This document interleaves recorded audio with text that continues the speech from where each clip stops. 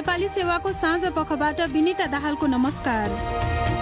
आज कार्यक्रममा corona virus संक्रमितको संख्या पछिल्लो दिनमा ओह्रालो लाग्दै अवस्था सामान्य बन्दै गएको हो। यो भन्दा पछि आउने भेरिएन्ट बढी संक्रामक आइदिने पनि जोखिम रहन सक्छ, त्यो हामीलाई थाहा छैन, दुई थरी नै हुन सक्छ, त्यो हिसाबले पनि हामी सचेत चाहिँ हुनुपर्छ। अमेरिकी अनुदान सहायता एमसीसी अनुमोदन गर्न तपाईहरूले कांग्रेसलाई सघाउने हो। अब तात्यो भने छोटी पाल्छ, भिड तात्यो भने हात पुग्छ। हामी त अहिले सरकारमा छैनौँ, त्यो त सरकारले आफ्नो एजेन्डा लिएर आउनु पर्यो, त्यसपछि हाम्रो पार्टीले निर्णय गर्छ। एमाले सचिव तथा माओवादीका पूर्व नेता टोप बहादुर रायमाझीसँग कुराकानी, हिउँदे वर्षाले कृषि बालीमा पार्ने असरबारे एक चर्चा र पश्चिमा देशहरूको सैन्य गठबन्धन नेटोको विस्तार रोक्न रुसले गरिरहेको आग्रहमा चीनको साथ।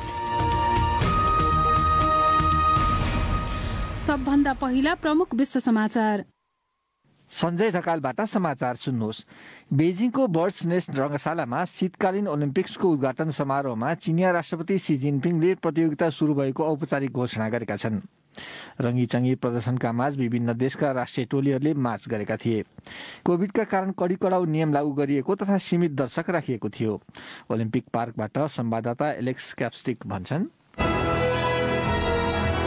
ग्रीष्मकालीन तथा शीतकालीन दुवै ओलम्पिक्स प्रतियोगिता आयोजना गर्ने बेजिङ पहिलो सहर बनेको छ। सन् 2008 को ग्रीष्मकालीन ओलम्पिक जस्तै यसपालि पनि उद्घाटन समारोहका कार्यक्रम निर्देशनको जिम्मा विभिन्न पुरस्कार जितिसकेका निर्देशक ज्याङ युमोलाई दिइएको थियो। ओलम्पिक पार्कबाट संवाददाता एलेक्स क्याप्स्टिकको भनाई, फेब्रुअरी 4 देखि 20 सम्म शीतकालीन ओलम्पिक्समा 109 विभिन्न खेल विधामा 3000 खेलाडीले भाग लिनेछन्। खास गरी चीनको सिन्जियाङ क्षेत्रमा मानवाधिकार हननका आरोपलाई लिएर यस खेलकुदको अमेरिका, ब्रिटेन सहित केही देशले कूटनैतिक बहिष्कार गरेका छन्। चीनका राष्ट्रपति सी जिनपिङले रुसी सुरक्षा तथा विदेश नीतिका लक्ष्यहरूप्रति आफ्नो समर्थन जनाएका छन्। रुसी राष्ट्रपति भ्लादिमिर पुटिनले युक्रेनमा अतिक्रमण गर्न खोजिरहेको पश्चिमाहरूको चिन्ताका माझ चीनले उनलाई साथ दिएको छ। चीनले उत्तर एटलान्टिक सन्धि संगठन नेटोको पूर्वतर्फको विस्तार रोकिनुपर्ने मस्कोको मागलाई पनि समर्थन जनाएको छ। बेजिङमा शीतकालीन ओलम्पिक्स प्रतियोगिताको उद्घाटन अगाडि त्यहाँ राष्ट्रपति पुटिनसँग भएको भेटवार्तामा राष्ट्रपति सीले त्यस्तो समर्थन जनाएका हुन्। मस्को स्थित संवाददाता क्यारोलाइन डेभिज भन्छन्, भेटवार्ता पश्चात जारी गरिएको संयुक्त वक्तव्यमा नेटो विस्तार रोकिनुपर्ने भनिएको छ। साथै बदलामा मस्कोले पनि ताइवानलाई लिएर चीनको अडानप्रति पूर्ण समर्थन जनाएको छ। संवाददाता क्यारोलाइन डेभिजको भनाई। यसबीच रुससँग युक्रेनलाई लिएर ठूलो द्वन्द्व नभड्कियोस् भन्ने पश्चिमा प्रयासका माझ फ्रान्सका राष्ट्रपति इमानुएल माक्रों रुसी राष्ट्रपति भ्लादिमिर पुटिनसँग भेट्न सोमबार मस्को जाँदैछन्। अर्को दिन माक्रों युक्रेनका राष्ट्रपति भोलोदिमिर जेलेन्स्कीसँग भेट्न जानेछन्। माक्रोंको कार्यालयका अनुसार बिहिबार उनले दुवै राष्ट्रपतिहरूसँग तनाव मत्थर गर्ने विषयमा फोन वार्ता गरेका थिए। यसै महिना अर्को नेटो सदस्य देश जर्मनीका चान्सलर ओलाफ सोल्ज पनि किएभ र मस्को भ्रमणमा जाँदैछन्। भारतको दक्षिणी राज्य कर्नाटकमा 2वटा कलेजमा मुस्लिम छात्राहरूलाई कपाल ढाक्ने हेडस्कार्फ लगाएर आएको भन्दै प्रवेशमा रोक लगाइएको बारे विरोध भइरहेको छ। विद्यार्थीहरूलाई कक्षामा प्रवेश दिनुपर्ने माग गर्दै पेश भएको रिट निवेदनलाई उच्च अदालतले सुनवाई गर्न लागेको छ। हिन्दू राष्ट्रवादी भारतीय जनता पार्टी सत्तामा रहेको उक्त दक्षिण भारतीय राज्यका अधिकारीहरूले विद्यार्थीहरूले स्कुल तथा कलेज व्यवस्थापनले तोकेको पोसाक लगाउनु पर्ने बताएका छन्।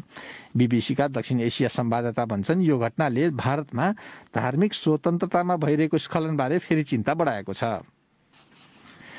भारतमा कोरोना भाइरसका कारण ज्यान गुमाउनेहरूको संख्या 5 लाख नआएको छ। विश्वमा कोभिडका कारण सबभन्दा धेरैको ज्यान गएको अमेरिका र ब्राजिलपछि भारतमा हो। पछिल्लो आधिकारिक विवरण अनुसार भारतमा महामारी सुरु भए यता झण्डै 4.25 करोड मानिस संक्रमित भएका छन्। कतिपय स्वतन्त्र अनुसन्धानकर्ताहरूका अनुसार संक्रमित तथा ज्यान गुमाउनेको वास्तविक संख्या अझै धेरै हुन सक्छ, किनकि धेरै मामिला रेकर्डमै चढ्दैनन्। सन् 2021 मा दोस्रो घातक लहरका बेला भारतमा धेरैले ज्यान गुमाएका थिए। हालसालै भारतमा ओमिक्रोन भेरिएन्टका कारण फैलिएको तेस्रो लहरमा संक्रमण बढे पनि समग्र अवस्था पनि स्थिर देखिन्छ। र श्रीलङ्काका राष्ट्रपतिले देशको स्वतन्त्रता दिवसमा गरेको सम्बोधनमा विदेशमा बसिरहेका श्रीलङ्कालीहरूलाई आफ्नो देशले झेलिरहेको आर्थिक संकटमा मद्दत गर्न घरमा पैसा पठाउन आह्वान गरेका छन्। गोताबाया राजपक्षले विदेशमा रहेका 10 लाख श्रीलङ्कालीहरूलाई स्वदेशमा लगानी गर्न भनेका छन्। कोभिडका कारण विप्रेषण आम्दानीमा व्यापक गिरावट आएको अनि पर्यटनको आय पनि झरेकाले श्रीलङ्का कर्जा संकटमा परेको छ।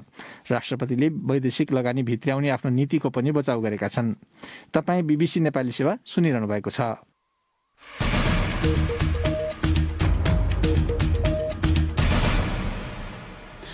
साँझपखमा तपाईंलाई स्वागत छ।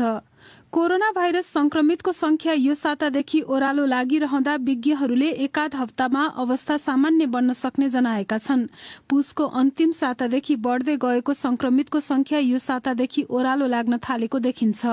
परीक्षण गर्नेहरूको संख्याको अनुपातमा संक्रमित हुनेहरूको दर घटिरहे पनि यो साताको शुरू यता मृत्यु हुनेको संख्या भने प्रत्येक दिन जसो बढेको सरकारी तथ्याङ्कले देखाउँछ। सुनौ एउटा रिपोर्ट। स्वास्थ्य तथा जनसंख्या मन्त्रालयले विगत 24 घण्टामा 2500 भन्दा केही बढ़ी मानिसमा कोरोना भाइरस संक्रमण पुष्टि भएको जनाएको छ। अहिलेको वृद्धिसँगै देशभरि पुष्टि भएका सक्रिय संक्रमितको संख्या 56,457 रहेको मन्त्रालयको तथ्याङ्कले देखाउँछ। केही दिन अघि देशभरि भएका सक्रिय संक्रमितको संख्या 90,000 नागेको थियो। पछिल्ला दिनहरूमा दैनिक पुष्टि हुने संक्रमितको संख्या घटेको तथा पहिला फेला परेका संक्रमित निको हुने क्रम बढ़ेकाले सक्रिय संक्रमितको संख्या घटिरहेको छ।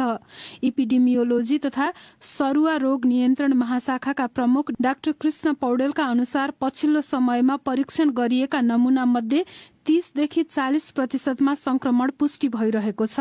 उनले भने तीव्र दरमा फैलिने हुनाले एकदमै छिटो पिकमा जाने र घट्न पनि छिटो घट्ने चाहिँ देखिन्छ। हामी बुझ्न सक्छौं धेरै व्यक्तिहरू यसबाट एक्सपोज भइसक्नुभयो। कतिजनाले परीक्षण गर्नुभयो, कतिले परीक्षण गर्नु भएन, त्यसले पनि फरक पार्छ। तर तुलनात्मक रूपमा सक्रिय संक्रमितको संख्या अथवा संक्रमित पत्ता लाग्ने दरको हिसाबले चाहिँ हामी घट्दै गएको चाहिँ स्पष्ट रूपमा देखिन्छ। संक्रमण घटिरहेको जस्तो देखिएको भए पनि अझै केही साता हेरेर मात्रै अवस्था कता जान्छ भन्न सकिने उनले बताए। भाइरस जति फैलियो त्यति नयाँ भेरिएन्ट बन्ने जोखिम हुन्छ र यो भन्दा पछि आउने भेरिएन्ट बढी संक्रामक आइदिने पनि जोखिम रहन सक्छ। त्यो हामीलाई थाहा छैन, दुई थरी नै हुन सक्छ। त्यो हिसाबले पनि हामी सचेत चाहिँ हुनुपर्छ। विगत 24 घण्टामा 8400 भन्दा केही बढी जना संक्रमण मुक्त भएको तथ्याङ्कले देखाएको छ। तर यो साताको शुरूदेखि संक्रमण हुने संख्या कम भइरहँदा मृत्यु हुनेको संख्या भने दैनिक रूपमा बढेको देखिन्छ। गत आइतबार 8 जनाको कोविडका कारण मृत्यु भएको थियो भने त्यस यता बढ्दै गएको उक्त संख्या आज 16 पुगेको छ। त्यसबारे बोल्दै स्वास्थ्य मन्त्रालयका प्रवक्ता डाक्टर समीर कुमार अधिकारी भन्छन्, अहिले अस्पतालमा भएका संख्याहरूमा केही अनुपातमा डेल्टा भए पनि प्राय ओमिक्रोन नै छ। अहिले मृत्यु भइरहेको तथ्याङ्कहरूमा मृत्यु भइरहनु भएको व्यक्तिहरूमा पनि प्राय जस्तो ओमिक्रोनकै संक्रमण भन्न सकिन्छ र केही डेल्टाको संक्रमण पनि छ भन्न सकिने अवस्था चाहिँ छ। संक्रामक रोग सम्बन्धी विशेषज्ञ डाक्टर शेरबहादुर पुनले स्वास्थ्य निकायहरूले भन्नुभन्दा पहिला नै ओमिक्रोन समुदाय स्तरमा पुगेको उल्लेख गर्दै अब संक्रमण ओह्रालो लाग्न थालेको बताए। 12,000 को हाराहारीसम्म पुगेको जुन एउटा तथ्याङ्क थियो त्योभन्दा माथि चाहिँ पुग्ने सम्भावना लगभग मैले देख्दिनँ, अथवा यो यु टर्न भएर चाहिँ त्योभन्दा त्यसलाई चाहिँ उछल्ने सम्भावना चाहिँ मैले धेरै कम देख्छु। धेरैभन्दा धेरै संक्रमित भएर पनि कतिपय त अब आफ्नो दैनिक कार्यमा फर्किसकेको अवस्था पनि छ। डाक्टर पुनले सामान्य रुगाखोकी जस्तो लक्षण भएकाले समुदायमा संक्रमण देखा पर्दा समेत धेरैजना व्यक्तिहरू झुकिएको र अस्पताल नगएको बताए। ओमिक्रोन भेरिएन्ट अघिल्लो भेरिएन्ट भन्दा छिटो निको हुने भन्दै आगामी हप्ताबाट संक्रमणको विस्तार अझ कमजोर बन्न सक्ने उनले टिप्पणी गरे। स्वास्थ्य अधिकारीहरूले ओमिक्रोन भेरिएन्टले दीर्घ रोगी र खोप नलगाएका व्यक्तिहरूलाई जोखिममा पारेको भन्दै खोप लगाउन सबैसँग अपील गरेका छन्।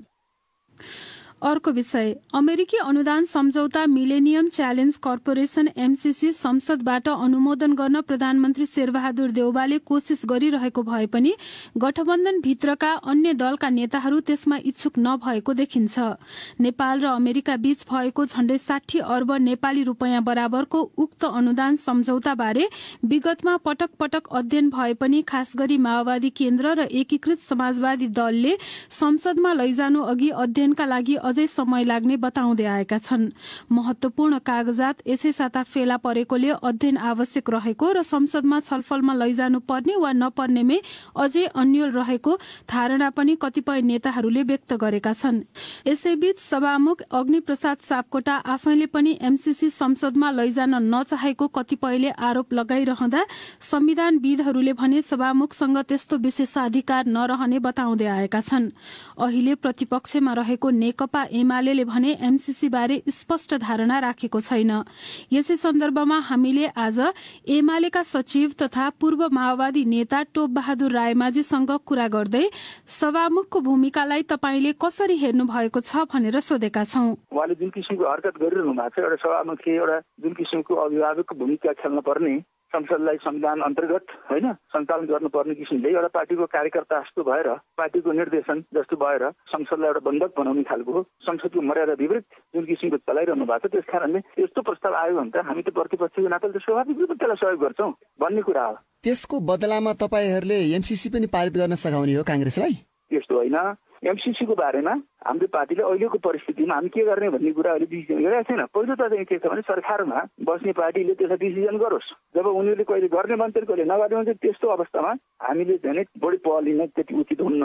हामी त्यो निर्णय गर्ने ठाउँमा पनि छैनौँ। त्यस कारण मैले भनेको थिएँ कि ताव तात्यो भने रोटी पाक्छ, पिड तात्यो भने हात पोल्छ। हामी त्यो अहिले सरकारमा छैनौँ र हामी निर्णय गर्ने ठाउँमा पनि छैनौँ। त्यो त सरकारले कार्यक्रम लिनु पर्यो, सरकारले आफ्नो एजेन्डा लिएर आउनु पर्यो। त्यसपछि हाम्रो पार्टीले निर्णय गर्छ के गर्ने भन्ने विषयमा। एमालेको सरकार हुँदा चाहिँ संसदमा दर्ता गराउनुको अर्थ चाहिँ पारित गराउन खोजेको भन्ने प्रश्न बुझियो। अब तपाईहरु पछि एमालेमा समाहित हुनु भएको, तपाईहरुको प्रतिक्रिया के हुन्छ यसमा? किन एमाले त लगभग पारित गर्यो? त्यो संसदमा आउँदा राम्रो हुन्छ। त्यो संसदले पास गर्दै गर्दैन त संसदको कुरा हो नि त। किनभनेदेखि संसद जनताको प्रतिनिधिहरूको संस्था हो नि त। त्यसकारण त्यो संसदमा ल्याएर के गर्ने भन्ने चाहिँ त्यतिखेर हामी डिसिसन गर्छौँ। संसदमा ल्याउँदा राम्रो हुन्छ। किन कार्यकारी प्रमुखले, सरकार प्रमुखले यदि त्यो चाहिँ संसदमा लान्छु भन्दाखेरि सरकारमा गठबन्धनमा जोडिरहेका पार्टीहरूले त्यसको विरोध गर्नु त जायज होइन नि। एउटा कार्यकारी प्रमुखले मैले यो विषयलाई संसदमा लान्छु भन्छु त त्यो त संसदले के गर्छ त्यो त अलग अलग कुरा हो। पास गर्ला, फेल गर्ला अथवा बहस गर्ला एउटा कुरा हुन्छ। जनताको प्रतिनिधि संस्थामा ल्याउँदाखेरि त्यसले त केही बिगार्ने कुरा त हुँदैन। तर संसद त तपाईहरुले अवरोध गरिराख्नु भएको छ अनि यस्तो राष्ट्रिय अन्तर्राष्ट्रिय महत्त्वको मुद्दामा त्यसरी होहल्लाका बीचमा प्रस्तुत र छलफल हुन सक्दैन भनेर सभामुखले भनेको कुरा आइराखेको छ नि त। तपाईहरु खोल्न तयार हो?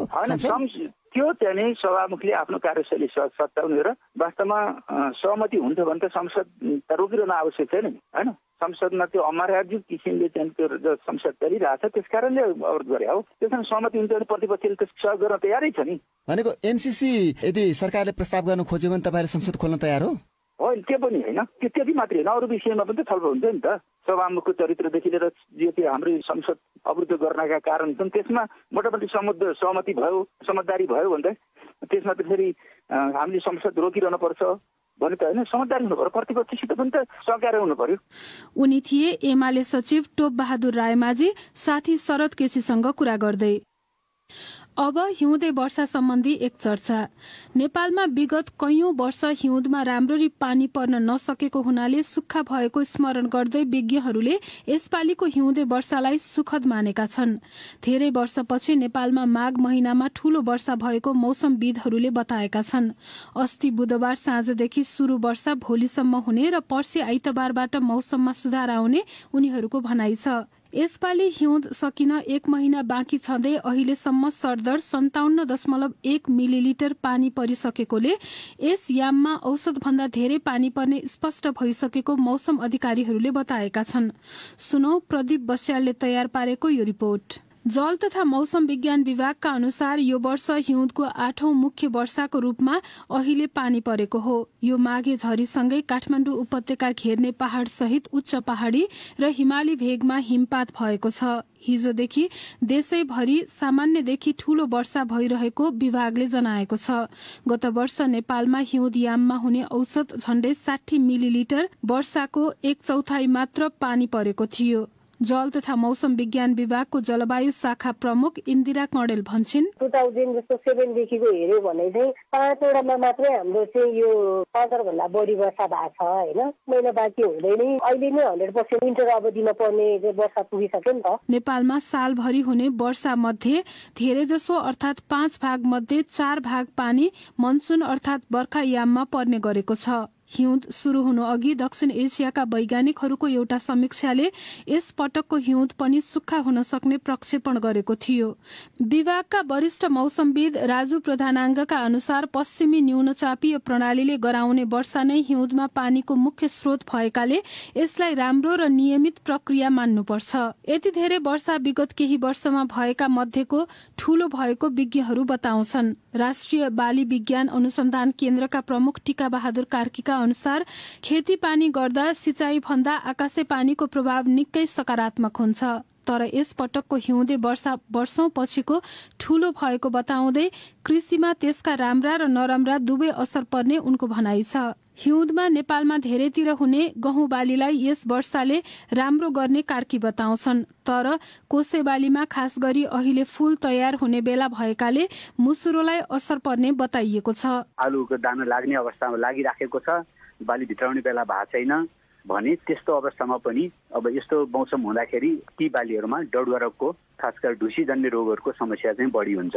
त्रिभुवन विश्वविद्यालयको जल तथा मौसम विज्ञान केन्द्रीय विभागका सहप्राध्यापक तीर्थराज अधिकारी विश्वव्यापी जलवायु प्रवृत्तिकै असर नेपालमा समेत देखिन थालेको बताउँछन्। उनले अहिलेको वर्षा लामो वर्षको अन्तरालमा मौसमी प्रवृत्ति दोहोरिए जस्तो देखिएको बताउँदै त्यसमा जलवायु परिवर्तनका असर र नियमित मौसमी चक्र जोडिने बताए। टेम्परेचर थ्रेसहोल्ड भन्छ त्यो चिसोमा झन् चिसो हुने मे जुनमा बढ्दैन, त्यो थोरै समय भयो भने त्यो तापक्रम चाहिँ बढी बढ्दिने के पानी पर्ने बित्तिकै झन् चिसो भएपछि हिउँ पर्ने भयो नि त। यो प्रणाली सकिएसँगै जाडो समेत घट्दै जाने विज्ञहरूको भनाइ छ।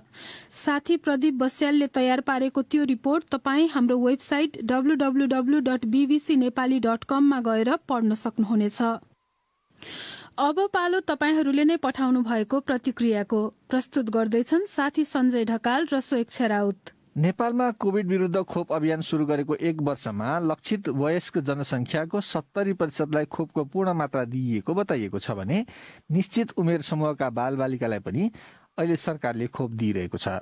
विश्व स्वास्थ्य संगठनले समेत नेपालको खोप उपलब्धिको प्रशंसा गरेको छ। नेपालमा सञ्चालित कोभिड खोप अभियान बारे तपाईको धारणा के छ? कृपया लेख्नुहोस् भनेर हामीले सामाजिक सञ्जालमा राखेको प्रश्नको हामीलाई थुप्रै जवाफ प्राप्त भएका छन्। तीमध्ये केहीलाई हामीले यहाँ समेटेका छौं। द्वारिकानाथ तिताल भन्छन्, दुर्गम क्षेत्र र देशका कुना काप्चासम्म खोप लगाउन नपाएकाहरूलाई खोप पुर्याउन थप पहल भने सरकारले गर्नुपर्ने देखिन्छ। समीर सोडारी भन्छन्, यो राम्रो कुरा हो किनकि हाम्रो जस्तो गरिब देशहरूले खोप लगाउनु भन्दा अर्को विकल्प पनि छैन र खोप प्रभावकारी पनि छ। हरि शर्मा लेख्छन्, दुःखको कुरा हाम्रो देशमा नेता मन्त्री र कर्मचारीहरूमा नैतिक विकास नभएकाले खोप वितरणमा ठूलो धाँधली भयो। पाउनु पर्नेले पाएनन्, नपाउनेले पाए।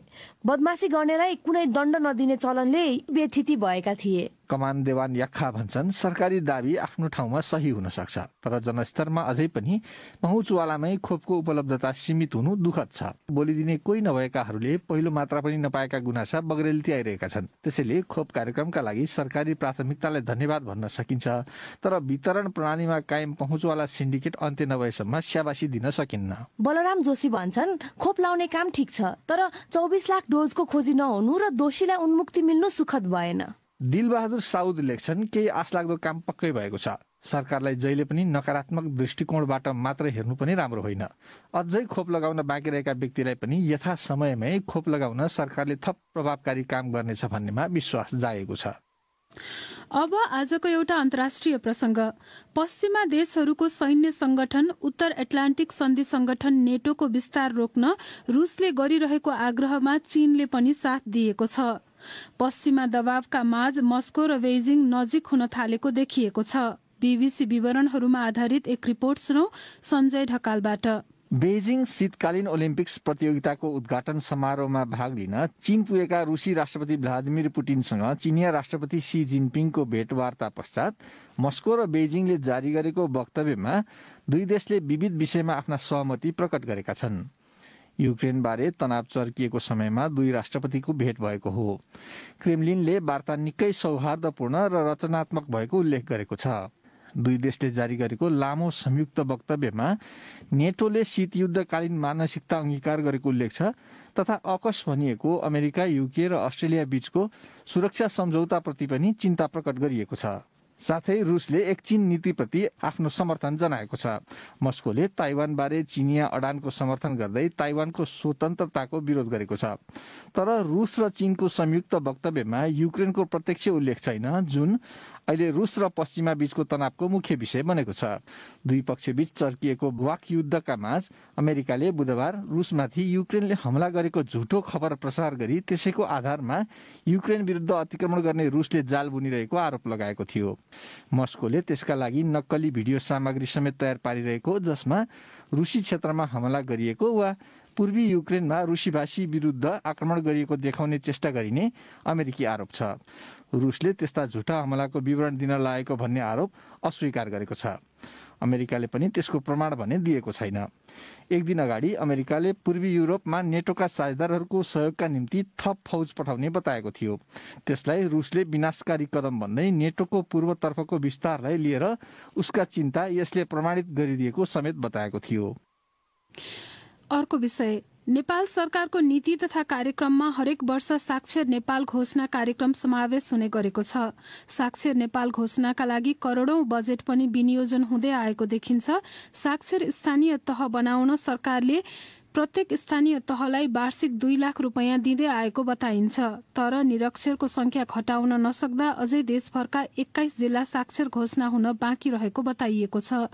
सरकारले यस वर्ष पनि आगामी असार मसान्तभित्र सबै जिल्लालाई साक्षर घोषणा गर्ने लक्ष्य लिएकाले साक्षर हुन बाँकी रहेका जिल्लाहरू साक्षरता अभियानमा जुटेका छन् भन्छिन् नेपालगञ्जबाट विमला चौधरी।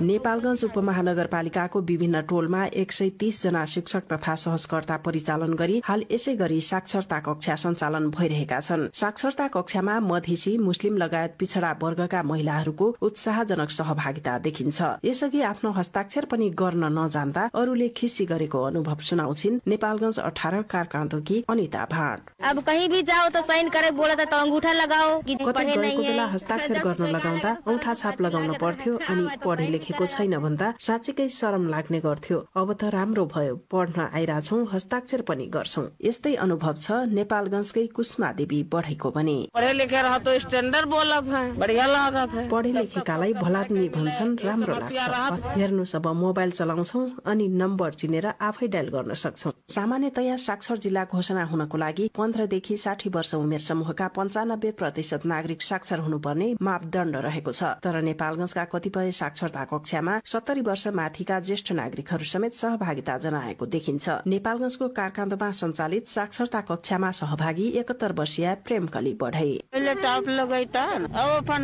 पहिले ल्याप्चे लगाउँथे, अब आफ्नो हस्ताक्षर आफै गरेर भत्ता बुझेर ल्याउन सक्छु। बाँकेमा साक्षर घोषणा हुन बाँकी 3 पालिकाका करिब 50,000 मानिस अझै निरक्षर रहेको तथ्याङ्क छ। नेपालगञ्जका 15,000 निरक्षरलाई 45 दिनभित्र साक्षर गराउने अभियानमा लागेको नेपालगञ्ज उपमहानगरपालिकाका प्रमुख प्रशासकीय अधिकृत गुरुदत्त सुवेदीको भनाइ छ। 15,000 जनालाई हामी यो 2 महिनाभित्र, यो 45 दिनको पिरियडभित्र हामी साक्षर बनाएर अनि घोषणा गर्छौं फागुन मसान्तसम्म भनेर हामीले यो अभियान सञ्चालन गरेका छौं। कपिलवस्तु जिल्लाका 10 वटा पालिका मध्ये 6 वटा पालिका साक्षर घोषणा हुन नसकेको बताइएको छ। घोषणा हुन बाँकी रहेका पालिकाहरू पनि अहिले साक्षरता अभियानमै रहेको कपिलवस्तु जिल्ला समन्वय समितिका संयोजक नारायण खनालले जानकारी दिए। सबै पालिकाले चैत मसान्त भित्रमा गर्ने भन्नुभएको छ।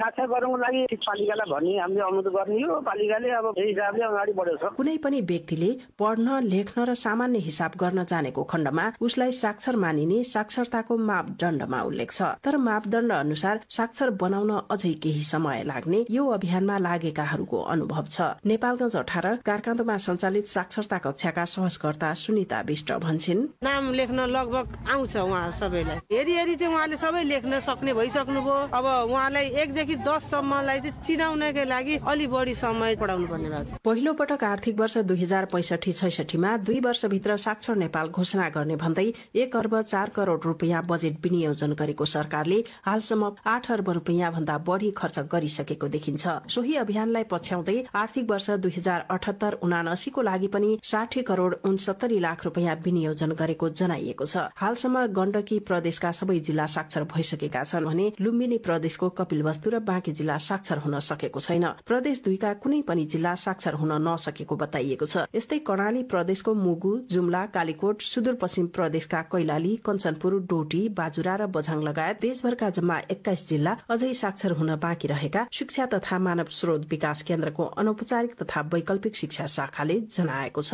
बिमला चौधरी, BBC नेपालगञ्ज। अब आजको अन्तिम विषय, कालीगण्डकी बचाऊ अभियान चलाइरहेका युवाहरूले फरक शैली अपनाउँदै उक्त नदी दोहन रोक्नका लागि कविता श्रृंखला नदी सप्तक चलाइरहेका छन्। कालीगण्डकी माथि रचिएका कवितालाई पोस्टर कविताका रूपमा अनलाइन संचार माध्यम र सामाजिक सञ्जाल मार्फत श्रृंखलाबद्ध रूपमा उनीहरूले सम्प्रेषण गरिरहेका छन्। गण्डकी प्रदेश सरकारका एकजना मन्त्रीले प्राकृतिक स्रोत सम्बन्धी संघीय कानूनको अभावमा आफूहरूले नदी दोहन रोक्न प्रभावकारी काम गर्न नसकेको बताएका छन्। बागलुङबाट रविना बोहराको रिपोर्ट। म कालीगण्डकी कालको सीमा अतिक्रमण गरेर बगिरहेछु। तिमी महाकालको मुखुण्डो लगाएर मेरा सीमा अतिक्रमण गर्दैछौ। दुर्भाग्यलाई यो भन्दा नदी सप्तक श्रृंखला जुन कालीगण्डकी नदी दोहन विरुद्ध आवाज उठाइरहेको छ, यस श्रृंखलामा प्रकाशित भएको यो कविता मार्फत कविले कालीगण्डकी माथि भइरहेको दोहन रोक्न नदीको दुःख वेदनालाई प्रस्तुत गरिएको बताएका छन्। रचनात्मक ढंगबाट दबाब दिन कालीगण्डकी बचाऊ अभियानले गत असोज महिनाबाट शुरू गरेको नदी सप्तक श्रृंखलामा देशभरका झण्डै 130 कविहरूले कालीगण्डकीको बारेमा श्रृंखलाबद्ध रूपमा लेखिरहेका छन्। मुलुकका दिग्गज लेखकको आवाज राज्य यन्त्र र दोहन कार्यसम्म पुर्याउनु नदी सप्तक कविता श्रृंखलाको उद्देश्य रहेको भन्दै नदीमाथि चलिरहेको विनाश लीलाको विरोधमा हरेक नागरिक लड्नुपर्ने अभियानकर्मी आरके अदीप्त गिरीले बताए। यस कविता अभियानले राज्यका निकायदेखि सरकार भएका सबै पक्षहरूको ध्यान गम्भीर ढंगले आकर्षित गरोस् र राज्यका शासकका आँखा र मस्तिष्क पनि अब उघारिनुपर्छ। विश्वकै नदीहरूमा छुट्टै विरासत बोकेको नदी हो कालीगण्डकी। कविहरूले लेखिराख्नु भएको छ। यसले बौद्धिक विमर्श चाहिँ गरिरहेको छ र थुप्रै यस्ता सृजनात्मक खबरदारीका अभियानहरू हामी कलासँग जोडेर हामी गर्ने त्यो सोचमा पनि छौं। यो साझा स्वायत्त एजेन्डा हो। त्यो हुँदाखेरि कोही पनि मौन नरहौं। अभियानले नदीका विषयमा बनाएका रचनालाई पोस्टर कविताको रूपमा अनलाइन संचार माध्यम र सामाजिक सञ्जाल मार्फत श्रृंखलाबद्ध रूपमा सम्प्रेषण गरिरहेको छ। धार्मिक, सांस्कृतिक, जैविक र प्राकृतिक विविधतासँगै मानिसको जीविकासँग जोडिएको कालीगण्डकी नदीका जीवन्त रचनाले नदी सहित प्राकृतिक सम्पदा संरक्षणको मुद्दालाई सृजनशील ढंगले मुखरित गरिरहेको अभियानले जनाएको छ। नदी दोहनको विषयमा गत असारमा सर्वोच्च अदालतले कालीगण्डकी नदीमा कुनै खाले उत्खनन नगर्ने तथा मेसिनहरू प्रयोग नै नगर्न अन्तरिम आदेश जारी गरेको छ। तर पनि दोहनकर्ताहरू विभिन्न बहानामा दोहन गर्न खोजिरहेका छन्। कालीगण्डकी दोहन विरुद्धका अभियानकर्ता तथा अधिवक्ता राम शर्मा पहिले प्रहरी र प्रशासनलाई दबाव अभाव प्रभावको रूपमा चाहिँ दोहनकर्ताहरूले चाहिँ प्रलोभनमा पारेर दोहन गर्थे र पछिल्लो समय चाहिँ अदालतलाई गुमराहमा राख्ने, जस्तो दोहन गरेका गिटी बालुवाहरू पूर्णका निजी हुन् जस्ता खालका कुराहरू गरेर चाहिँ अदालतमा चाहिँ फरक खालका मुद्दाहरू उठाएर त्यो किसिमले चाहिँ दोहन गर्ने परिपाटी चलेको छ। अब कालीगण्डकी नदीलाई युनेस्कोले समेत विश्वको एकमात्रै शालिग्राम पाउने नदीको रूपमा चाहिँ परिभाषित गरेको छ। ठूला उपकरण प्रयोग गरेर हुने उत्खननले नदीलाई प्राकृतिक स्वरूपमा बग्न दिएको छैन। यसरी दोहन बढ्दै जाँदा मानिसका बसोबास समेत धरापमा पर्न सक्ने खतरा बढेको देखिन्छ। चरम दोहन भइरहँदा पनि राज्य किन चुपचाप बस्छ त?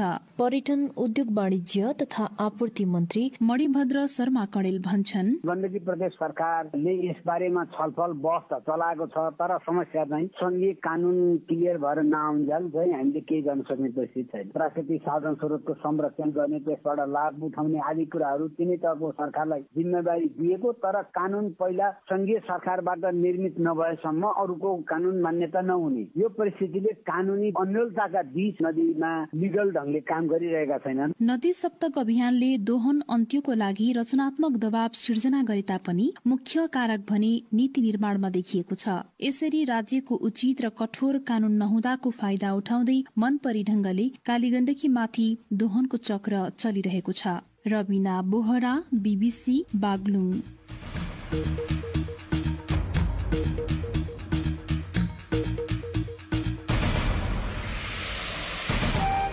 हवस् त, यसका साथै BBC नेपाली सेवाको साँझ पख यही सकिन्छ। अब हामी सोमबार बिहान 7:15 बजे बिहानी पख लिएर आउनेछौँ। त्यति बेलासम्मका लागि हामी सबैलाई बिदा दिनुहोस्। नमस्कार।